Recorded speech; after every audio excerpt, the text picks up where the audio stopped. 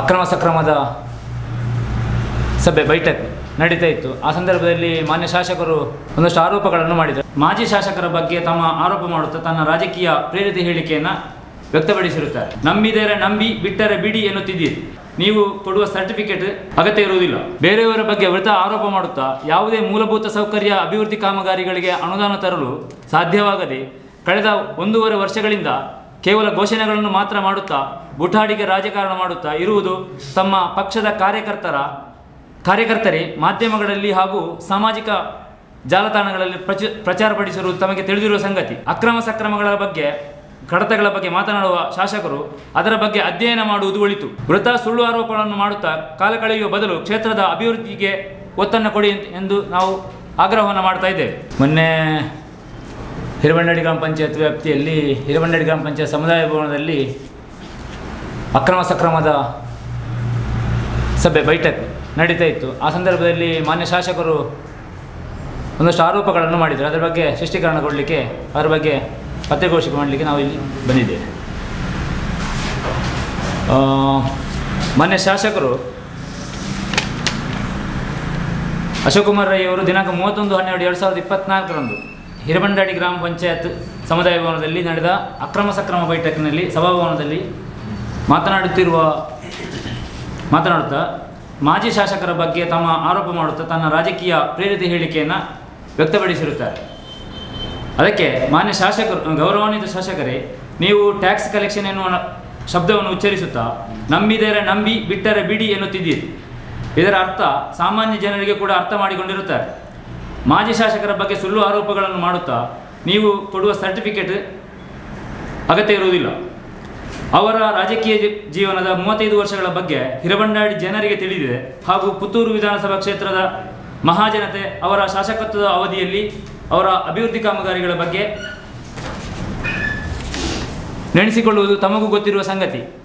ಬೇರೆಯವರ ಬಗ್ಗೆ ವೃಥ ಆರೋಪ ಮಾಡುತ್ತಾ ಯಾವುದೇ ಮೂಲಭೂತ ಸೌಕರ್ಯ ಅಭಿವೃದ್ಧಿ ಕಾಮಗಾರಿಗಳಿಗೆ ಅನುದಾನ ತರಲು ಸಾಧ್ಯವಾಗದೆ ಕಳೆದ 1.5 ವರ್ಷಗಳಿಂದ ಕೇವಲ ಘೋಷಣೆಗಳನ್ನು ಮಾತ್ರ ಮಾಡುತ್ತಾ ಬುಟಾಡಿಗೆ ರಾಜಕಾರಣ ಮಾಡುತ್ತಾ ಇರುವುದು ತಮ್ಮ ಪಕ್ಷದ ಕಾರ್ಯಕರ್ತರೇ ಮಾಧ್ಯಮಗಳಲ್ಲಿ ಹಾಗೂ ಸಾಮಾಜಿಕ ಜಾಲತಾಣಗಳಲ್ಲಿ ಪ್ರಚಾರಪಡಿಸಿರುವುದು ತಮಗೆ ತಿಳಿದಿರುವ ಸಂಗತಿ. ಇದೆಲ್ಲವನ್ನು ಮರೆಮಾಚಲು ನೀವು ಮಾಡುತ್ತಿರುವ ಸುಳ್ಳು ಆರೋಪಗಳನ್ನು ಜನರಿಗೆ ನೀವು ಹೇಳಿದಂತೆ ಜನ ನಂಬುವುದಿಲ್ಲ ಎನ್ನುವುದು ತಿಳಿದಿರಲಿ. ಅಕ್ರಮ ಸಕ್ರಮಗಳ ಬಗ್ಗೆ, ಕಡತಗಳ ಬಗ್ಗೆ ಮಾತನಾಡುವ ಶಾಸಕರು ಅದರ ಬಗ್ಗೆ ಅಧ್ಯಯನ ಮಾಡುವುದು ಒಳಿತು. ಯಾಕೆಂದರೆ 2023 ಮಾರ್ಚ್ 31ಕ್ಕೆ ಅಕ್ರಮ ಸಕ್ರಮ ಹೊಸ ಅರ್ಜಿ ಕೊಡುವ ಪ್ರಕ್ರಿಯೆ ನಿಂತು ಹೋಗಿರುವುದು ನಮಗೆ ತಿಳಿದಿರುವ ಮಟ್ಟಿಗೆ 2023 ಮಾರ್ಚ್ 26ಕ್ಕೆ ಮಾಜಿ ಶಾಸಕರ ಅಧ್ಯಕ್ಷತೆಯಲ್ಲಿ ಕೊನೆಯ ಅಕ್ರಮ ಸಕ್ರಮ ಬೈಠಕ್ ನಡೆದಿರುವುದು. ಅದರ ಬಳಿಕ ಶಾಸಕರು ಯಾರು ಎನ್ನುವುದನ್ನು ನೀವು ತಿಳಿದುಕೊಳ್ಳಿ. ಡಿ ವಿ ಸದಾನಂದ ಗೌಡರು, ಮಲ್ಲಿಕಾ ಪ್ರಸಾದರು, ಶಕುಂತಲ ಶೆಟ್ಟಿ, ಸಂಜೀವ ಮಠಂದರು ಇವರೆಲ್ಲ ಶಾಸಕರು ನಿರಂತರ ಅಕ್ರಮ ಸಕ್ರಮ ಬೈಠಕ್ಗಳನ್ನು ಮಾಡಿ 94C 94CC ಅಕ್ರಮ ಸಕ್ರಮ ಕಡತಗಳನ್ನು ವಿಲೇವಾರಿ ಮಾಡಿರುವುದು ದಾಖಲೆಗಳಲ್ಲಿ ಇದೆ. ವೃಥ ಸುಳ್ಳು ಆರೋಪಗಳನ್ನು ಮಾಡುತ್ತಾ ಕಾಲ ಕಳೆಯುವ ಬದಲು ಕ್ಷೇತ್ರದ ಅಭಿವೃದ್ಧಿಗೆ ಒತ್ತನ್ನು ಕೊಡಿ ಎಂದು ನಾವು ಆಗ್ರಹವನ್ನು ಮಾಡ್ತಾ ಇದ್ದೇವೆ. ಏನು ಅವರು ಆರೋಪ ಮಾಡಿದ್ದು, ಅದರ ಯಾವ ವಿಚಾರದಲ್ಲಿ ನಿಮ್ಮ ಸ್ಪಷ್ಟನೆ ಕೊಡ್ತಾ ಇದ್ದೀರಿ ಅನ್ನೋದು ಇಂಪಾರ್ಟೆಂಟ್.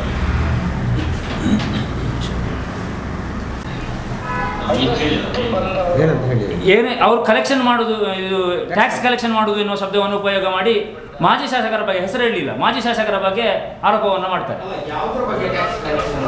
ಅಕ್ರಮ ಸಕ್ರಮ ಕಡತಗಳನ್ನು ಮಂಜೂರು ಮಾಡಲಿಕ್ಕೆ ಟ್ಯಾಕ್ಸ್ ಕಲೆಕ್ಷನ್ ಅಂತ ಹೇಳಿ ಮತ್ತೆ ಮುಂದುವರಿದು ಹೇಳ್ತಾರೆ. ನಮ್ಮ ಆಫೀಸಿಗಳಿಗೆ ಹಿರಬಂಡಾಡಿ ಬಜತ್ತೂರಿನಿಂದ ನಮ್ಮ ಹಿರಬಂಡಾಡಿ ಬಗ್ಗೆ ಮಾತಾಡಿದರೆ 400-500 ಜನ ಇದರ ಬಗ್ಗೆ ಮಾತಾಡಲಿಕ್ಕೆ ಬರ್ತಾರೆ ಅಂತ ಹೇಳಿ ಎಲ್ಲಿಯವರೆಗೆ ಸುಳ್ಳು ಹೇಳ್ತಾರೆ ಅಂತ ಹೇಳಿದರೆ, ನಮ್ಮ ಸಮುದಾಯ ಭವನದಲ್ಲಿ ಕೇವಲ 200 ಜನರಿಗೆ ಮಾತ್ರ ಅವಕಾಶ ಇರುವಂಥದ್ದು. ಅಲ್ಲಿ ಚೇರ್ ಆಸನ ವ್ಯವಸ್ಥೆಗಳನ್ನು ಮಾಡಿ ಸಭೆ ಮಾಡಲಿಕ್ಕೆ ಅವಕಾಶ ಇರುವಂಥದ್ದು. ಆದರೆ ಅವರು ಹೇಳ್ತಾರೆ ನನ್ನ ಆಫೀಸಿಗೆ 400 ಜನ ಬರ್ತಾರೆ ಅಂತೇಳಿ. ಅವರೇ ಗ್ರಾಮಕ್ಕೆ ಹೋದರೆ ಜನ 200 ಸೇರಿಸಲಿಕ್ಕೆ ಆಗುವುದಿಲ್ಲ. ಅಲ್ಲಿ 200 ಜನ ಸೇರಿದ್ದು ಯಾರು ಅಂತ ಹೇಳಿದರೆ, ಅಕ್ರಮ ಸಕ್ರಮ ಬೈಠಕ್ಕಿಗೆ ಕಡತಕ್ಕೆ ಮಂಜೂರಾತಿಗೆ ಯಾರು ಬರ್ತಾರೆ ಅದರಲ್ಲಿ ಇಬ್ಬರು, ಒಂದು ಕಡತ ಇದ್ದರೆ ಗಂಡ ಹೆಂಡತಿ ಈ ಥರ ಇನ್ನೊಂದು ಯಾರಾದರೂ ಒಟ್ಟು ಬರುವಂಥ ಸಮಯದಲ್ಲಿ ಒಂದು 100-150 ಜನ ಬಂದಿದ್ದಾರೆ. ಹೇಳಿ. ಹೇಳ್ತಾರೆ. ಅವರು ಹೇಳ್ತಾರೆ 400 ಜನ ಸೇರ್ತಾರೆ ಅಂತೇಳಿ ನನ್ನ ಆಫೀಸಿಗೆ. ಹಿರಮಂಡಾಡಿಯವರು ದೂರುಗಳನ್ನು ಹಿಡ್ಕೊಂಡು ಬರ್ತಾರೆ. ಮೊನ್ನೆ ಬಂದಿದ್ದರು ಹಿಂದಿನ ದಿನ. ಆದರೆ ಅಲ್ಲಿ ಸೇರಿಸಲಿಕ್ಕೆ ಆಗೋದಿಲ್ಲ ಅವರಿಗೆ. ಈಗ ನಿಮ್ಮ ಹಿರೇಮಂಡಳಿಯಲ್ಲಿ ನಿಮಗೆ ಗೊತ್ತಿರುವ ಹಾಗೆ ಮಾಜಿ ಶಾಸಕರು ಎಷ್ಟು ಕಡೆ ವಿಲೇವಾರಿ ಮಾಡಿದ್ದಾರೆ ಅಕ್ರಮ ಸಕ್ರಮ?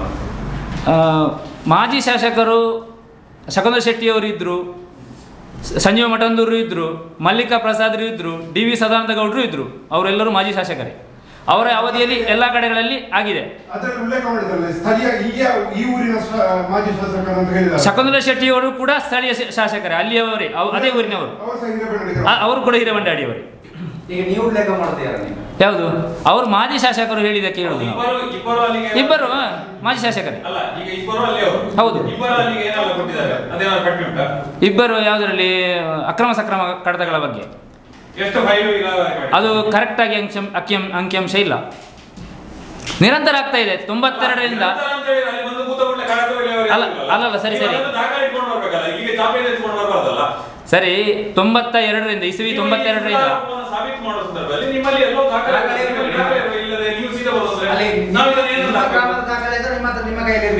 ಅಲ್ಲ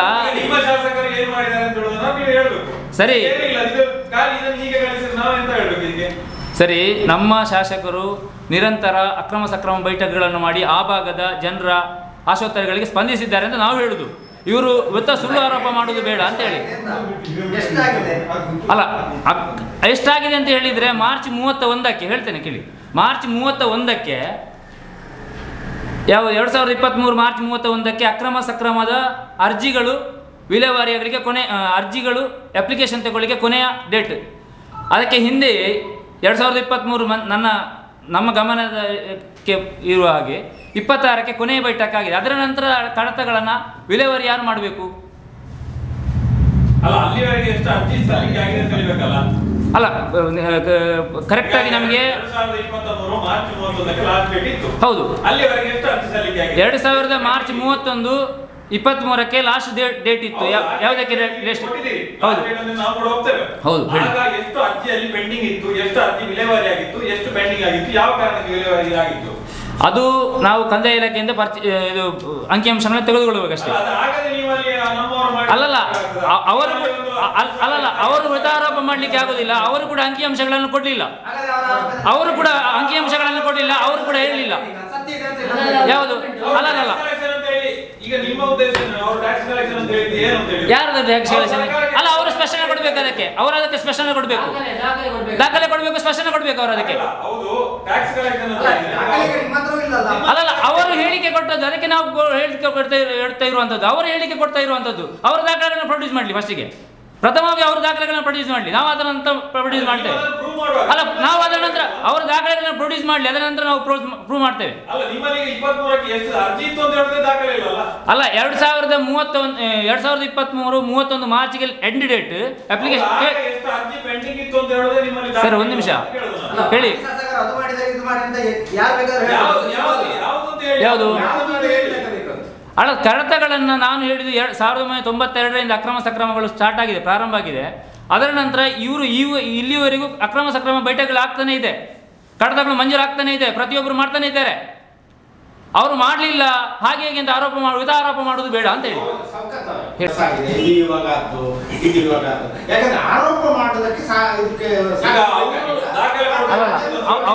ನಾವು ಹೇಳುದು ಅವರು ಆರೋಪ ಮಾಡುವಾಗ ದಾಖಲೆಗಳ ಸಮೇತ ಆರೋಪ ಮಾಡಲಿ, ನಾವು ದಾಖಲೆಗಳ ಸಮೇತ ಅದಕ್ಕೆ ಉತ್ತರವನ್ನು ಕೊಡ್ತೇವೆ. ಅವರು ಆರೋಪ ಮಾಡಿದ್ದು ಅವರ ಹಣೆ ಬರ, ನೀವು ಅದನ್ನ ಖಂಡನೆ ಮಾಡುವಾಗ ನಿಮ್ಮಲ್ಲಿ ಅಟ್ಲೀಸ್ಟ್ ಒಂದು ದಾಖಲೆ ಬೇಕು ಅಂತ ನಾವು ಇದನ್ನು ಹೀಗೆ ಗೊತ್ತಾಗುದಿಲ್ಲ ಅಂತ. ಸರಿ, ಮುಂದಕ್ಕೆ ನಾವು ಮಾಡುವಂಥ ಸಂದರ್ಭಗಳಲ್ಲಿ ಅದನ್ನು ಮಾಡ್ತೇವೆ. ಅವರು ಆರೋಪ ಮಾಡಿ ಕೇವಲ ಪೇಪರ್ಗಳ ಇದರ ಮಾಧ್ಯಮಗಳ ಮುಂದೆ ಒಂದು ಯೂಟ್ಯೂಬ್ಗಳಲ್ಲಿ ಹಾಕುವಂಥದ್ದು ಅದನ್ನು ಮಾಡಬಾರ್ದು. ಅವರು ದಾಖಲೆಗಳನ್ನು ಪ್ರೊಡ್ಯೂಸ್ ಮಾಡಬೇಕು ಅಂತ ಹೇಳುದು. ಹಾಗೇನಾದ್ರೂ ಇದ್ರೆ ಮಾಡಲಿಲ್ಲ ಅಂತ ಹೇಳ್ತೇವೆ ನಾವು. ಯಾವುದು? ಯಾಕಂದ್ರೆ ಮಾಜಿ ಶಾಸಕರನ್ನು ಅವರೊಂದು ಭ್ರಷ್ಟಾಚಾರಕ್ಕೆ ಸಪೋರ್ಟ್ ಮಾಡಿದವರಂತ ಆ ರೀತಿಯಲ್ಲಿ ಮಾತಾಡಿದ್ದಾರೆ. ಹೌದು, ಏನ್ ಮಾಡ್ತೀವಿ? ಅಲ್ಲ, ಅವರು ಅದನ್ನು ಭ್ರಷ್ಟಾಚಾರ ಮಾಡಿದ್ದಾರೆ ಅಂತ ಹೇಳಿ ಸಾಬೀತು ಮಾಡಬೇಕು ಅಂತ ನಾವು ಹೇಳುದು. ಕೇವಲ ಹೇಳಿದ್ರೆ ಬಾಯಿ ಮಾತಲ್ಲಿ ಪಟಾಕಿ ಬಿಟ್ಟರೆ ಆಗುದಿಲ್ಲ. ಭ್ರಷ್ಟಾಚಾರ ಅಂತ ಹೇಳೋದನ್ನ ಹೇಳಿದವರು ಟ್ಯಾಕ್ಸ್ ಕಲೆಕ್ಷನ್ ಅಂತ ಹೇಳಿದ್ರೆ ಅಕ್ರಮ ಸಕ್ರಮಕ್ಕೆ ಕಟ್ಟುವ ಹಣ ಆಗಿರಬಾರ್ದು. ಯಾಕೆ? ಯಾವುದು? ಈಗ ಟ್ಯಾಕ್ಸ್ ಕಲೆಕ್ಷನ್ ಅಂತ ಹೇಳಿದ್ರೆ ಅದನ್ನೇ ಅವರು ಸ್ಪಷ್ಟವಾಗಿ ಹೇಳಿ ಅದು ಹೇಳಿದ್ದಾರೆ. ಅಲ್ಲ, ಅದನ್ನೇ ಹೇಳಿದ್ದಾರೆ. ಅವರು ಹೇಳಿದ್ದಾರೆ, ನಾನು ಮೈಕದ ಮುಂದೆ ಎಲ್ಲವನ್ನು ಹೇಳಲಿಕ್ಕೆ ಆಗುದಿಲ್ಲ, ಅದು ಏನು ಅಂತ ಹೇಳಬೇಕು ಅವರು. ಅದನ್ನ ಹೇಳಿ. ಅದು ಹೇಳು ಏನು ಅಂತ ಹೇಳಬೇಕು ಅವರು. ಅದನ್ನ ಹೇಳಿದ್ರೆ ನಾವು ಹೋಗ್ತೇವೆ. ಅದು ಏನು ಅಂತ ಹೇಳಿ ಅವರು. ಈಗ ಆ ಟೈಮಲ್ಲಿ ಭ್ರಷ್ಟಾಚಾರ ಆಗಲಿಲ್ಲ, ಅಕ್ರಮ ಸಕ್ರಮದಲ್ಲಿ ಅಂತ ಹೇಳಿದ್ರೆ ನೀವು ಇಲ್ಲ ಅಲ್ಲ, ನಮ್ಮ ಗಮನಕ್ಕೆ ಆದದ್ದು ಬರಲಿಲ್ಲ. ಈಗ ಆಗ್ತಾ ಉಂಟಾ? ಅಲ್ಲ, ದಾಖಲೆಗಳಿದ್ರೆ ನಾವು ಹೇಳ್ತೇವೆ. ಮೊನ್ನೆ ಶಾಸಕರಿಗೆ ಫೋನ್ ಮಾಡಿ ಹೇಳಿದ್ದಾರೆ. ಅಲ್ಲ, ಮೊನ್ನೆ ಒಂದು ವಿಚಾರ ಇಲ್ಲಿ ನಾವು ಸ್ಪಷ್ಟಪಡಿಸಿದ್ದೇವೆ. ಯಾಕೆಂತ ಹೇಳಿದರೆ ಈಗಿನ ಹಾಲಿ ಶಾಸಕರು ಒಬ್ಬ ಉಗ್ರಾಣಿಯವರಿಗೆ ಇವರಿಗೆ ಸಿಬ್ಬಂದಿಗೆ ಫೋನ್ ಮಾಡಿದಾಗ ಎಷ್ಟು ಸಾವಿರ ಲಂಚ ತಗೊಂಡು ಆದ ನಂತರ ಫೋನ್ ಮಾಡುವಾಗ ಸರ್ ಯಾ ನೀರಿನ ಅಭಿಮಾನಿ ಅಂತ ಹೇಳುವಾಗ ನನ್ನ ಸ್ವಲ್ಪ ಸೌಂಡ್ ಕಡಿಮೆ ಆಗಿದೆ. ಹಾಗಾದರೆ ಭ್ರಷ್ಟಾಚಾರವನ್ನು ಪೋಷಣೆ ಮಾಡ್ತಾ ಇರುವವರು ಯಾರು? ಕಲೆಕ್ಷನ್ ಮಾಡ್ತಾ ಇರುವವರು ಯಾರು? 94C ಕಡತದಲ್ಲಿ ಯಾರು? ಅದಕ್ಕೆ ಅವರು ಉತ್ತರ ಕೊಡಬೇಕಲ್ಲ ಸಭೆಗಳಲ್ಲಿ. ಅವರದೇ ಊರಿನ ಅವರದೇ ಗ್ರಾಮದ ಪಂಚಾಯತ್ನ ಉಪಾಧ್ಯಕ್ಷ ಬಂದು ಆರೋಪ ಮಾಡ್ತಾರೆ. ಯಾವುದರಲ್ಲಿ? ಅಕ್ರಮ ಸಕ್ರಮ ಸಭೆಯಲ್ಲಿ ಬಂದು ಆರೋಪ ಮಾಡ್ತಾರೆ. ಅದನ್ನು ಸರಿ ಮಾಡಬೇಕಲ್ಲ ಫಸ್ಟಿಗೆ ಅವರು. ಅದನ್ನೆಲ್ಲ ಸರಿ ಮಾಡಿಕೊಂಡು ಬರಬೇಕಲ್ಲ. ಇನ್ನೊಬ್ಬರ ಬಗ್ಗೆ ಇಲ್ಲ ಸಲ್ಲದ ಆರೋಪಗಳನ್ನು ಬೇರೆ ರೀತಿಯಲ್ಲಿ ಹೇಳಲಿಕ್ಕೆ ಸ್ಪಷ್ಟ ಹೇಳಬೇಕು. ಏನಿದ್ರು ಕೂಡ ಸ್ಪಷ್ಟ ಹೇಳಬೇಕು. ಅದು ಬಿಟ್ಟು ಯಾಕೆ ನಾವು ಪ್ರೆಸ್ ಮಾಡ್ತಾ ಇದ್ದೇವೆ ಅಂದರೆ ನಮ್ಮ ಗ್ರಾಮದಲ್ಲಿ ನಮ್ಮ ಗ್ರಾಮ ಪಂಚಾಯತ್ ಸಭಾಭವನದಲ್ಲಿ ಬಂದು ಹೇಳ್ತಾ ಇರುವಂಥದ್ದು ಅವರು. ಅಲ್ಲ, ಮಾಜಿ ಶಾಸಕರು ನಿಮಗೆ ಮಾತ್ರ, ನಿಮ್ಮ ಹಿರೇಬೆನ್ನಡಿಗೆ ಶಾಸಕರಲ್ಲ ಅವರು, ಅಲ್ಲ, ಪುತ್ತೂರು ವಿಧಾನಸಭಾ ಕ್ಷೇತ್ರಕ್ಕೆ ಅವರು ಶಾಸಕರು. ಆದರೆ ನಾವು ಯಾಕೆ ಪ್ರೆಸ್ ಮಾಡಿದ್ವಿ ಅಂದರೆ ನಮ್ಮ ಗ್ರಾಮ ಪಂಚಾಯತ್ ಸಭಾಭವನದಲ್ಲಿ ಮಾಡಿ ಈ ವಿಷಯವನ್ನು ಪ್ರಸ್ತಾಪ ಮಾಡಿದ್ರು. ಅದಕ್ಕೋಸ್ಕರ ಮಾಡ್ತಾ ಇದ್ದೇವೆ. ಅಲ್ಲಿ ಇಬ್ರು ಒಂದು ಆರೋಪ ಮಾಡಿದ್ರಲ್ಲ, ಅದು ಹೌದಾ? ಒಂದು ವಿಡಿಯೋ ಬರ್ತಾ ಉಂಟು, ಅವರು ಇಬ್ರು ಹೇಳಿದ್ದಾರೆ ನಮಗೆ ಅಲ್ಲ, ಇಲ್ಲ. ಅವರು ಏನು ಹೇಳ್ತಾರೆ ಅಂತ ಹೇಳಿದರೆ 400 ಜನ ಹಿರೇಬಂಡಾಡಿಯವರು ಅಲ್ಲಿಗೆ ಬರ್ತಾರೆ ಅಂತ ಹೇಳಿ ಸುಳ್ಳನ್ನು ಹೇಳ್ತಾರೆ ಸಭೆಯಲ್ಲಿ. 400 ಜನ ಮಾಡಲಿಕ್ಕೆ ಅಲ್ಲಿಗೆ 400 ಜನ ಬರಲಿಲ್ಲ, 200 ಜನ ಬರಲಿಲ್ಲ ಹಿರೇಬಂಡಾಡಿಯವರು ಇಲ್ಲಿಗೆ ಬರಲಿಕ್ಕೆ. ಎಲ್ಲಿ? ಅಲ್ಲ, ಅವರು ಹೇಳಿದ್ದು ನಿನ್ನೆ ಅಂತ ಹೇಳಿದ್ದಾರೆ. ಯಾಕೆ ಇದು ಏನು ಅಂತ ಹೇಳಿದರೆ, ನಿನ್ನೆ ಅಂತ ಹೇಳಿದರೆ ಇವರು ಎಲ್ಲ ಅಕ್ರಮ ಸಕ್ರಮಗಳನ್ನು ಅಧಿಕಾರಿಗಳು ಕಡತಗಳನ್ನು ರೆಡಿ ಮಾಡಿದ ಕೂಡಲೇ ಅಧಿಕಾರಿಗಳ ಮುಖಾಂತರ ಶಾಸಕರ ಕಚೇರಿಗೆ ಹೋಗಬೇಕು. ಅವರು ಅಕ್ರಮ ಸಕ್ರಮ ಬರಬೇಕು ಅಂತ ಅದರಲ್ಲಿ ಯಾಕೆ ಹೋಗಬೇಕು? ಆ ಪ್ರಶ್ನೆಯನ್ನು ನಾವು ಕೇಳ್ತೇವೆ. ಅವರು ಶಾಸಕರ ಕಚೇರಿಗೆ ಹೋಗಬೇಕು ಮೊದಲ ದಿನ, ಇಲ್ಲದ್ರೆ ಅದರ ಹಿಂದಿನ ದಿನ ಯಾಕೆ ಹೋಗಬೇಕು? ಹಾಗೆ ಮಾಡಲಿಲ್ಲ.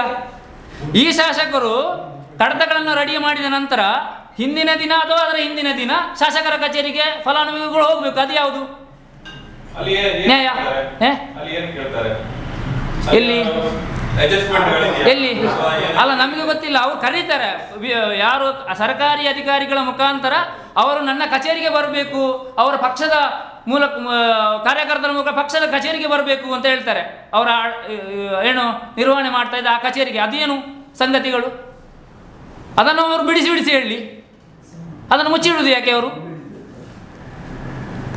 ಯಾಕೆ?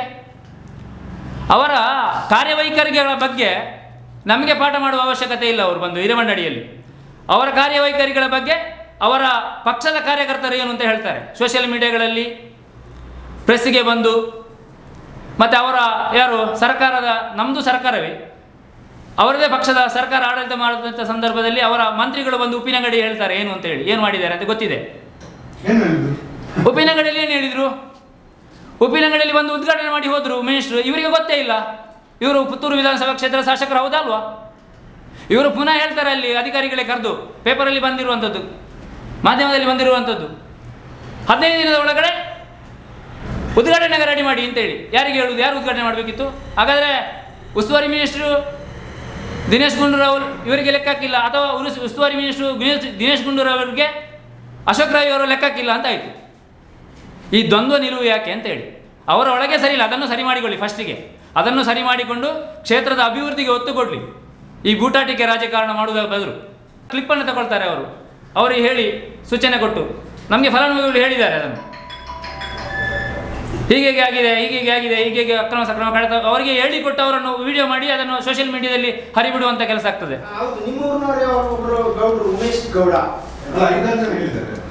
ಹೇಳಿದ್ದಾರೆ. ಇದು ಏನು ಸಂಗತಿ ಅಂತ ಹೇಳಿದರೆ ಸ್ವ ಹೇಳಿಕೆ ಅಲ್ಲ, ಅವರನ್ನು ಪ್ರಿಪೇರ್ ಮಾಡಿಸಿ ಹೀಗೆ ಹೇಳಬೇಕು ಅಂತ ಹೇಳಿಸಿ ಮಾಡಿಸುವಂಥ ಕೆಲಸ ಕಾರ್ಯಗಳು. ಇದು ಸರ್ಕಾರಿ ಕಾರ್ಯಕ್ರಮ, ಸರ್ಕಾರ ಸವಲತ್ತು ಕೊಡುವಂಥದ್ದು.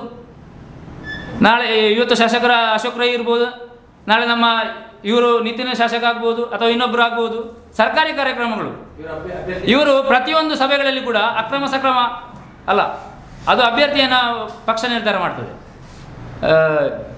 ಅಕ್ರಮ ಸಕ್ರಮ ಮಂಜೂರಾದ ಕೂಡಲೇ ಫಲಾನುಭವಿಗೆ ಹೇಳ್ತಾರೆ, ಏನು ಕೇಳ್ತಾರೆ, ಎಂಕು ಓಟು ಕೊರಡು, ಎಂಕು ಓಟು. ಸಾರ್ವಜನಿಕ ಸಭೆಯಲ್ಲಿ ಓಟು ಕೊರಡು ಅಂತ ಕೇಳುವಂಥ ಶಾಸಕರು ನೀತಿ ಚುನಾವಣೆ ಘೋಷಣೆ ಆಗಿದೆ, ಇವರು ನಮಗೆ ಕೆಲಸ ಮಾಡಲಿಕ್ಕೆ ಇರುವಂಥವ್ರು, ಇವರು ಓಟು ಕೇಳಲಿಕ್ಕೆ ಈಗ ಇರುವಂಥವರಲ್ಲ. ಚುನಾವಣೆ ಘೋಷಣೆ ಆದ ನಂತರ ಚುನಾವಣಾ ಪ್ರಚಾರ ಸಭೆಗಳಲ್ಲಿ ಓಟು ಕೇಳಬೇಕು, ಅಲ್ಲಿ ಸರ್ಕಾರಿ ಕಾರ್ಯಕ್ರಮದಲ್ಲಿ ಕೂತ್ಕೊಂಡು vote ಕೇಳುವುದಲ್ಲ. That's my gadget. Let's go have some fun then.